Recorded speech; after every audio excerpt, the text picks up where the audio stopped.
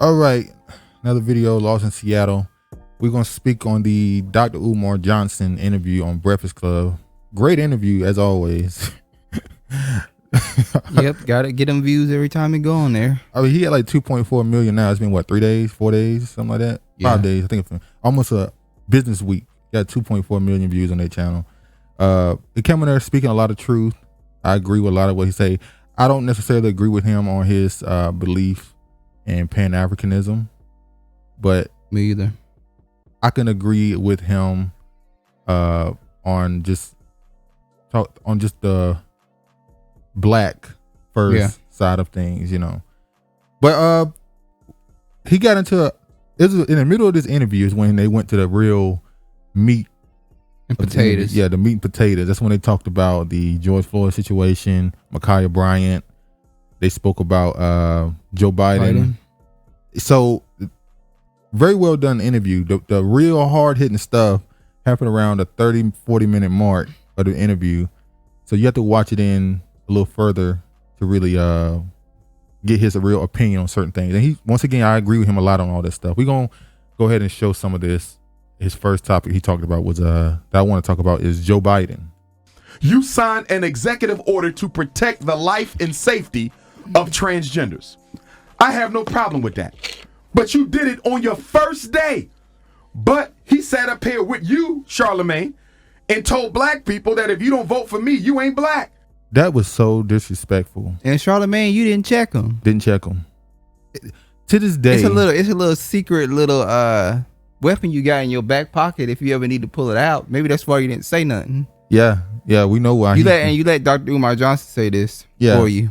But yeah, it's like that was so disrespectful. And he had the entire mainstream media try to cover for him for saying that Simone's, Sanders, all the coons, all of them came out the woodwork to defend. It's like you can't defend what somebody said. He said it. Angela Rye with I don't forgot the damn face. Tomatoes on the side. But yeah, that was just so disrespectful.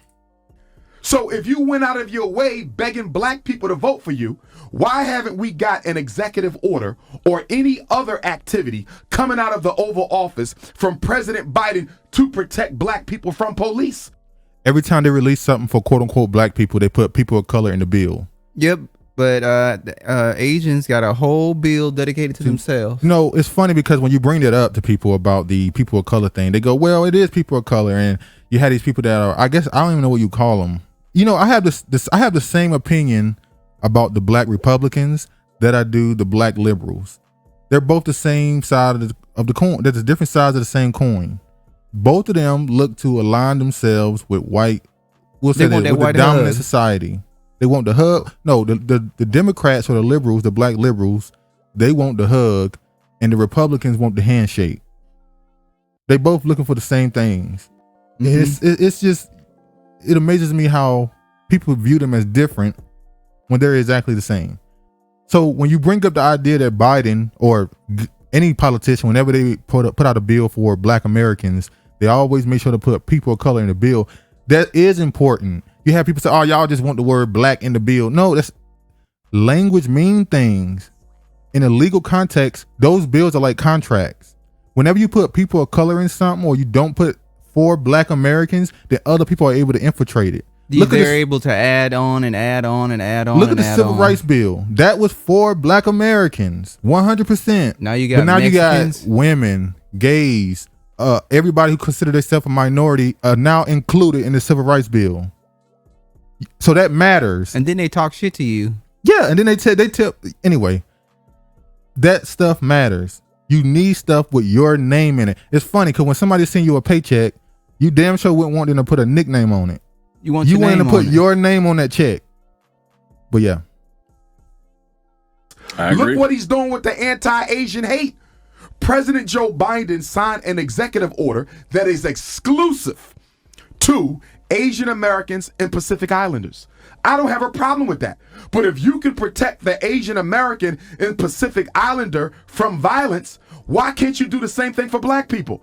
I agree. And it's funny because some white kid just killed some 55-year-old Asian person and it's not in the news. All of a sudden, all that anti-Asian stuff it's not in the news no more. It's only in the news when it was the blackface. We know what that was about. That was to build some level of steam around it, because you only get energy around those type of subjects when a black person is a part of it. They've been dealing with violence for 1 year as a result of COVID. That's what it's called, the COVID-19 Hate Crimes Bill, to protect Asians as a result of discriminatory treatment that they've been dealing with for how long? 1 year. Black people have been catching hell for 400 years, and we have yet to get an executive order from Joe Biden to protect us from the police, and also Charlemagne and Envy, to further highlight the racism of American government. The transgender executive order is not for people of color. It is not for minorities. It is not for disadvantaged communities. Guess who it's for? Transgender. Thank you. When they made that transgender bill, they didn't make it for anybody of any gender. They said transgender. It does not include anything but transgender. You have to be transgendered for that bill to be in effect for you. And by the way, Kamala Harris, according to her, this country is not racist. Tim Scott said last night that America is not a racist country. Do you agree with that? And what do you make of his warning against fighting discrimination with more discrimination? I believe that we need to, well, first of all, no, I don't think America is a racist country, but we also do have to speak truth about the history of racism in our country and its existence today. Yeah. Black people can't have anything exclusive to themselves. Whenever we have something, we have to include everybody into what we're doing for ourselves. Yeah. And a lot of times, to be quite honest, we go out into other communities and include them into our bill. So we can't just point the finger at these other people when we are intentionally going out and doing something, because every time something happens, we got to say black and brown unity. You know, even Charlemagne in his interview, he was talking about black people. He brought up the Latino kid that got shot at Chicago. Yep. Other people don't do that shit. We are the only people who also include stuff into our trauma as well. So we have to be accountable for ourselves as well, because we do that shit. We always inviting somebody to the cookout. The anti-Asian Pacific Islander hate executive order against hate is not for people of color. It's not for minorities. It's not for disadvantaged Americans. It is exclusively and only for Asian Americans and Pacific Islanders. Why am I bringing that up? Because when Barack Obama was in office, all these Negroes running around screaming for Obama, I still don't know why, was said that Barack Obama can't do nothing specifically for black people because this is America. And that's a lie. We gave Barack Obama a pass Crazy. because he had brown skin and good hair. We gave him a pass because of that. That's absolutely insane. We did not hold Barack Obama's feet to the fire his first term or his second term. Okay, the first term. They said, we just got to let him get in there. We just got to let him get settled, y'all. He can't do nothing. It's his first term. Okay, fucking second term came around. What did he do? Nothing. He did absolutely fucking nothing. And when he did try to do something that my brother's keeper thing, you had people like Angela Davis that came out against it. But I'm going to get into that soon. But yeah. And when we got the Civil Rights Bill in 64 and the Voting Rights Act in 65, they included two words at the end of that. One was gender and the other was sexual orientation. So the Civil Rights Bill did not only apply to blacks. Yep. Is that the reason why black women try to separate themselves as not just a color, but also their gender as well? Because they look at that and go, well, I'm not just a black woman. I'm not just black. I'm also a woman. Yeah. And it's intersectionality. I'm telling you, it's a problem to our community, and it rears its head sometimes. But that thing is so internalized in our community now. People don't even understand what they're doing. When they saw that shit in there, they should have took that shit out. No, it should be black people. That's it. Black people. That's it. We not putting no fucking gender. No, black people. That's it. The Civil Rights Bill was created to give black people the piece of the pie they earned, not given. earned. But our pie, our pie was cut divided. up. It was cut up into like 12, 15 fucking different sections now. Now it's in a million because apparently there's no such thing as gender and it's so fluid and everybody, you could be anything. So you could be an it if you want to. So now the black people's pie has been cut up and chopped up, and at this point we ain't got none. We had a whole sweet potato pie. Y'all know we love sweet potato pie. And it's barely shit left. We got the damn crumbs. You got the crust, the end of the burnt crust. The burnt crust, the one that fell off when you tried to cut it. That's what we got. It applied to everybody. So if you have to make laws for all Americans, Charlemagne and Envy, how do you explain the fact that the Asian Americans got a law just for them? Yesterday, the United States Senate, in historic precedence, passed the anti-Asian hate crimes bill at a vote of 96-1. Well, we also have to say, is Joe doing that because he has some dealings with China? Allegedly, yeah.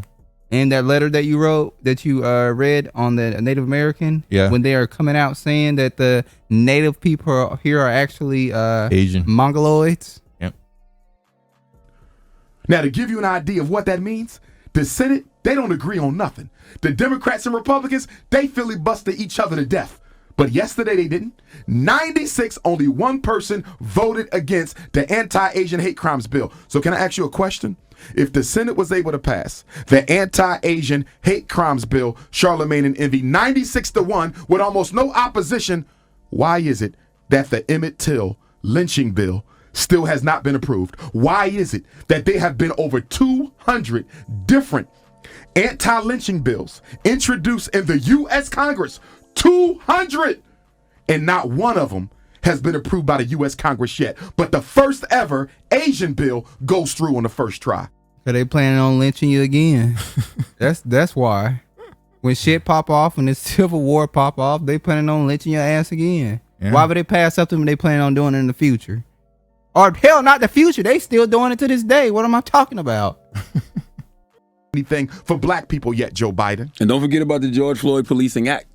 Oh, that still hasn't passed yet. Yeah. Exactly. Mm-hmm. Exactly. But you passing bills for everybody else, but nothing for black people.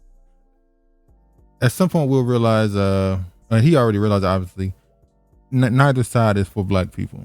Nope. Neither side is for you. One is meant to portray you as a friend, and one is meant to, like the liberals, they're meant to give you that hug and be there for you, and then they use the Republican as the ones that are against you and doing all these things towards you. It's like good cop, bad cop. Yeah. You know. How people get assassinated like this when they're right down the street from the president. And I'll tell you why. They're Democrats. And when you're a registered Democrat, you're part of a team. You're part of a club. And you can't go too hard because we will lose middle of the road Republicans and conservative Democrats in the midterm elections. So all those blacks in the CBC gotta be quiet, shut up, swallow their pain, and deal with it, because you cannot rock the boat or you will mess up the whole Democratic agenda. That's why I do not vote for black people who are registered as Democrats or Republicans. I only vote for independent candidates, because if you are not an independent candidate, you don't have an independent program, you are not an independent thinker, and you ain't going to bring us no independent freedom. The Democrats are a waste of time. If the Congressional Black Caucus can't make Joe Biden do anything for black people, then they need to dissolve themselves. We don't even need them anymore. They're useless. Do you believe there's any... The Congressional Black Caucus should have been gone a long time. Let's not say gone. Let's just say they should have been phased out and replaced with new people. Bro, the Congressional Black Caucus, they're so tied up in so many deals and backroom deals. They're just making money. They're for people of color. Exactly. Like go to the Congressional Latino. Yeah, if you go to the Congressional Black Caucus Twitter account, all they do is tweet. I remember there was like a month where when ADOS was on their ass. They was constantly tweeting about Latinos, and it was like, what the fuck? You the Congressional Black Caucus? Why are you constantly tweeting about Mexicans? ADOS got on their ass though. And then you go to the Latino Caucus, they would talk about Latino issues. They would say, what y'all? We thank you. We sure appreciate you. And they're like, what the hell is going on? But we know what was going on. The Congressional Black Caucus, or black people in Congress for the most part, represent people of color. They don't represent black people. BIPOC. Or what they tell you is they represent their district. Well, that's not even true. because a lot of them have districts that are black. Not all of them, but how you got a district that's black, but you on TV talking about Mexicans and all these other groups? Or you got a district that's black and you don't even live in a district. You live in a whole totally different Yeah, district. you live up the road. You live in the suburbs. Don't even live in your community that you represent. That says a lot. Now, this is the part where he talk about Ma'khia Bryant. And we've done 3 videos. 2. We did 2 videos on her. We went before the video was released and after the video was released. And then you put up a video of footage. Yeah, because people were saying we were talking too damn much. And it's like, all right, I'm going to give y'all the video by itself then. But the Ma'khia Bryant situation, there's so much stuff that's not in mainstream news now about that story. Number one, the 2 girls, quote unquote, that were quote unquote jumping her were adults. They were in their 20s. They were in their 20s. So they were former foster children of the foster mom that Ma'khia Bryant had. Hey, I got to tweet.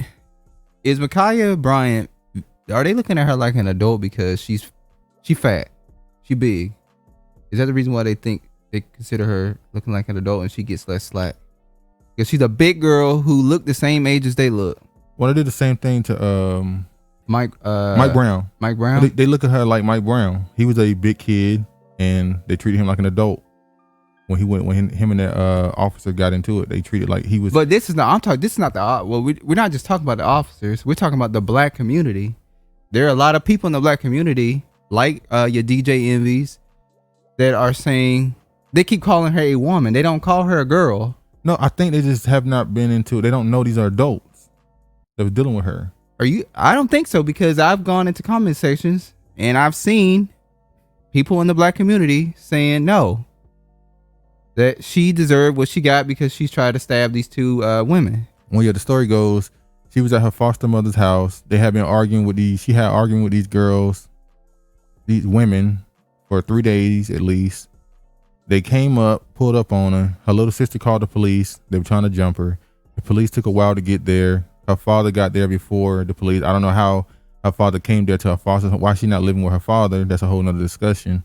So after mother. So when the cops got there, by that time she was just coming outside. She had a knife in her hand. She decided to push one girl down. Once again, she didn't stab the first girl or first woman. She just pushed her down. She ran at the girl in pink, drew the knife back, got shot. What they don't tell you is those girls were in their 20s. They had been arguing with her for a week about cleaning and doing chores. But the foster mother said that Ma'khia Bryant did her chores. So that whole story is all convoluted. It's all over the place. They were bothering her, came over there, and she ended up getting shot. That's what happened. And it's tragic. Everybody's at fault except for her, to be honest with you. Parents, the foster mother, the 2 women that came over there and bothered her, the foster, everybody's at fault. Yeah. I get a father probably 40% of all of it. He could have easily just kept her in the house. Well, the parent, we have to keep asking, why is she with the parents? The situation with the sister who got shot the 5 times. Now let's talk about that. Ma'khia Bryant in Ohio. Ma'khia Bryant. Yeah. They're claiming, and she the one who called the police. Mm-hmm. They're claiming that the police had a right to shoot her. Even coons, Negroes are running around saying, well, she had a knife. So that justifies her being killed? Because I work in school, Charlemagne. I have seen lunchroom aides with no police training, no bulletproof vests, no night-proof vests, no gun in their pocket. I have seen elderly black women and elderly black men take knives and other weapons out of the hands of students during lunchroom riots. In the video we did about this situation, we showed like 5 videos of police officers dealing with people with knives, and in none of the situations did they shoot them. Well, they use a taser every time. They're gonna go to his point of view, and they always say, "Well, that's a different case. It's a if different the scenario situation. is the same, it's a different case. You're right, but the scenario is the same. He's gonna say the scenario is different. No, the scenario is the same. The situation is different. But you know, they keep saying, "Well, what if that was your daughter?" Okay, my grown daughter bothering a 16-year-old girl. What if it was your daughter getting bullied? What if it was your daughter that was doing the bullying? Let's flip it around. Well, your daughter went to somebody's house to try and fight them, and she ended up getting the girl killed. How would you feel? You look at your daughter like you just went over there and bothered that girl and got her killed. But yeah. So you mean to tell me that a 60, 70-year-old man can disarm a teenager in a lunchroom, but a trained armed police with a bulletproof vest can't get a knife out of the hand of a 16-year-old, but yet and still you have white males who are... Because they scared of everything. They shouldn't be police officers. Come out with a gun, should lay your ass down, not even a question asked. Yes. But this situation, my only thing is this. When the police pulled up, now you're talking to somebody whose father's a retired cop, right? Yes, sir. When that cop pulled up, he doesn't know friend or foe. He doesn't know who called the police, right? Okay. Ain't he supposed to get out of the car and ask? That's what he's supposed to do. I it's know called investigating the scene. Now, I don't know how long they was sitting in the car. I would imagine he turned his camera on the second he got there. So he sat in his car. We don't know how long. Because I just found it strange that the second he pulled up, that's when they were coming outside. More than likely, they were sitting there for about 5 minutes. I think they were sitting there for a while. They were sitting there about 5 minutes, and then they got out the car, and they were just blown up. When they saw the action start to go down, that's when they got out of the car. But if I'm not mistaken, the first thing the cop do when they get on the scene is control the scene, separate people, find out who's who. So he should have. The second they drove up on the scene, it should have been in the yard. Everybody separate, move. Why? Who is who? Da da da. Why did only one cop approach? It was multiple cops behind him. Why didn't they all come up and try to, diffuse the situation? I don't know. He does not know. It wasn't like a sign that said, "Hey, I called the police." Understood. They got a call. Hey, I'm getting jumped. Somebody has a weapon, right? Okay. Comes out that car. He puts his hand out. First thing he says is, "You see that girl running towards the other girl with the knife up." Okay. Right? Police can use deadly weapon to two things: to defend himself and defend another person. Okay. He fired his firearm, stopping that girl from getting shot. Now, people could say 4 times, 5 times was a lot. That was a lot of shots. You could take that any which way you want, yes. But his whole thing was to disarm that girl. And at first, I was upset. Why the fuck they shooting that woman? But then I had to sit back and said, let's say that was my daughter sitting on the back of that car and somebody was coming at her aggressively with a knife. She wasn't defending herself. It wasn't like she was defending. She was coming aggressively for that other girl. Well, she was defending herself, though, Envy. You can't do that. Right, I mean, they jumped her before, and they came to her house. That was her property. But at this point right here. But you can't ignore why things happened when it happened. You can't say that was before when that's what led to the situation. Why he keep saying this woman? This is a 16-year-old, and he keep referring to the other two as girls. Yeah. It's because she fat. That's the reason why. It's because she fat. She look older than what she is. Because she big. Here, I'm telling you what the cop seen. Mm-hmm. The cop didn't see the fight. Okay. The cop only seen was the girl being aggressive to the other girl. That's all he seen. Okay. So at that point, if I'm the father and that's my daughter, I would want to make sure my daughter didn't get stabbed. Okay. And that was the only reason I said I understand why that cop did that shit. She shouldn't be dead. 4 times is excessive. There was other ways I think that cop could. Decision. And when you look at the video, I didn't hear him say stop. I didn't hear him say drop it. If I'm not mistaken, He did do that. He did? Yeah, he did. Because I didn't see it or hear it. No, he said get down. I said the same thing in the video. In the comment section roasted me. He never said drop the weapon. He said get down. He said get down. And when I said all he said was get down, he didn't really, do the proper wording what he should have did. And they told me he told her to get down. That was enough. Yeah, but that's pretty much that interview.